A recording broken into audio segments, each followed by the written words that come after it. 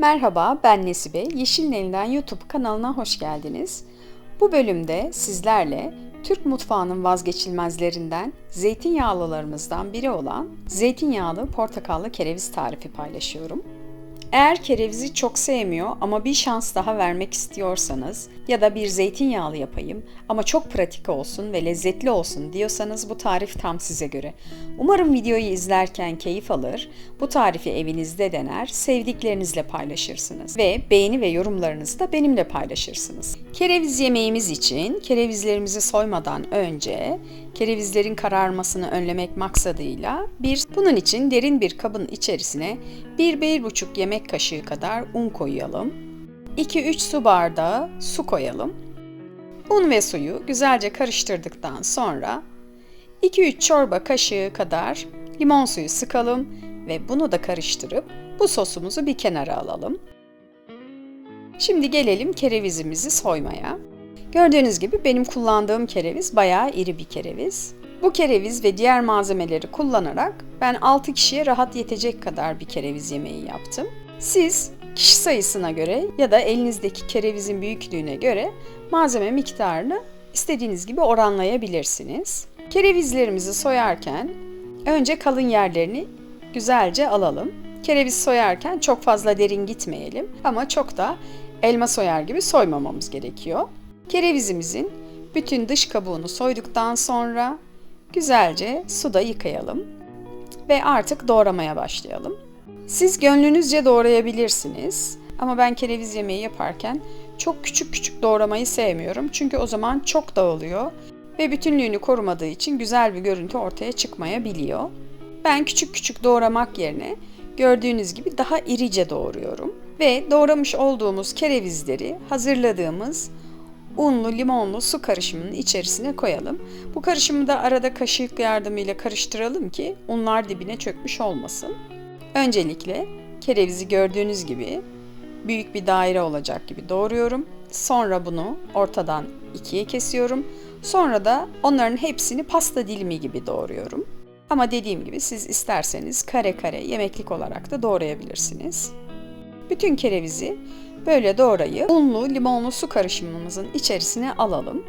Eğer sizin de unlu su karışımınız benimki gibi kerevizlerin tamamını kaplamaya yetmediyse üzerine rahatlıkla su ekleyebilirsiniz.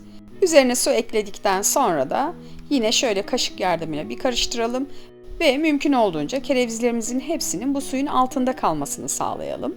Ve kerevizlerimiz böyle bir kenarda beklerken biz yemeğimizin diğer hazırlıklarını yapalım. 3-4 tane havucu gördüğünüz gibi doğrayalım. Ben kerevizleri iri doğradığım için havuçları da kerevizlerin büyüklüğüne yakın olacak büyüklükte doğradım.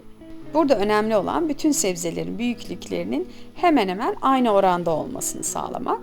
Ona göre doğrarsak birisi piştiği zaman diğeri çiğ kalmamış olur. Elimizdeki en yayvan tenceremizi ocağımıza koyalım ve ocağın altını orta seviyede açalım. Tenceremizin içerisine 6-7 yemek kaşığı kadar zeytinyağı koyalım ve doğramış olduğumuz havuçları tenceremize alalım. Havuçlarımız orta hararette kavrulurken biz de bir tane orta boy soğanı yemeklik doğrayalım. 2 diş sarımsağı da soyalım. Biz sarımsak ve soğanı hazırlarken havuçlarımız da kavruldukça rengini yağımızın içerisine salacaktır. Soyduğumuz 2 diş sarımsağı ezelim ve tenceremize ekleyelim. Eğer siz biraz daha sarımsaklı seviyorsanız bir tane daha ekleyebilirsiniz. Sarımsaklarımızı 15-20 saniye kadar havuçlarla birlikte çevirdikten sonra yemeklik doğradığımız soğanlarımızı da tenceremize ekleyelim ve onları da şöyle bir çevirelim. Yemeğimiz orta hararette kavrulurken biz 2 tane portakalın suyunu sıkalım ve portakal suyumuzu hazırlamış olalım. Bu sırada ocağımızda artık soğanlarımız iyice kavruldu. Tenceremizin içerisine tepeleme 1 yemek kaşığı unumuzu koyalım ve unumuzu da 2-3 dakika kadar karıştıra karıştıra çiğ kokusu çıkana kadar kavuralım. Ve unumuz artık yeterince kavrulduğu zaman hazırlamış olduğumuz portakal suyunun tamamını ve 1 bardak da soğuk suyu tenceremize koyalım. Burada lütfen soğuk su kullanalım. Sıcak su kullanırsak unumuz topaklanır. Ve bütün malzemelerimizi unlar tamamen çözünüp homojen bir karışım elde edene kadar karıştıralım. Tenceremize 2 su bardağı daha soğuk su ekleyelim ve tenceremizin kapağını kapatalım. Havuçlarımız orta hararette yavaş yavaş pişerken biz hızlı bir şekilde patateslerimizi hazırlayalım. 3-4 tane ortadan iri boy patatesi doğrayalım. Patateslerimizin büyüklüğü kerevizleri hangi büyüklükte doğradıysak hemen hemen aynı büyüklükte olsun lütfen. Gördüğünüz gibi ben kerevizleri büyük doğradığım için patatesleri de iri doğradım. Ben toplamda 4 tane patates kullandım. Ve tenceremize bütün patateslerimizi alalım. Şöyle bir karıştıralım. Eğer suyu gözünüze az gözükürse üzerine ekstra su ilave edebilirsiniz. Benim gözüme suyu az gözüktüğü için 1 bardak daha su ekledim. Onu da şöyle bir karıştırdıktan sonra üzerine suyunu süzdüğümüz bütün kerevizlerimizi koyalım. Suyumuzun miktarı gördüğünüz gibi yemeği çok fazla geçmeyecek kadar olmalı. Yemeğimize damak zevkimize göre tuz ve karabiber ekleyelim ve tenceremizin kapağını kapatalım. Yemeğimizi öncelikle orta hararette 15 dakika kadar pişirelim. Sonra ocağımızın altını ortadan kısık ateşe getirip bir 10-15 dakika daha pişirelim. Ben böyle önce 15 dakika orta hararette, sonra 10 dakikada kısık ateşte pişirdim. Yani toplamda 25 dakikanın sonunda yemeğimiz pişmiş oluyor.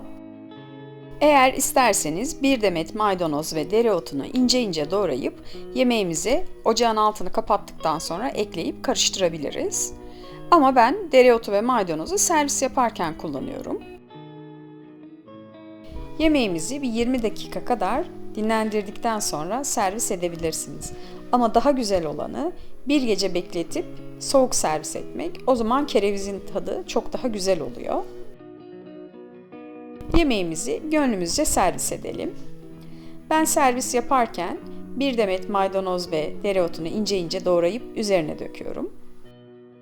Umarım tarifimi beğenmişsinizdir ve bu şifa dolu lezzetli yemeği siz de evlerinizde dener, yorum ve beğenilerinizi de benimle paylaşırsınız.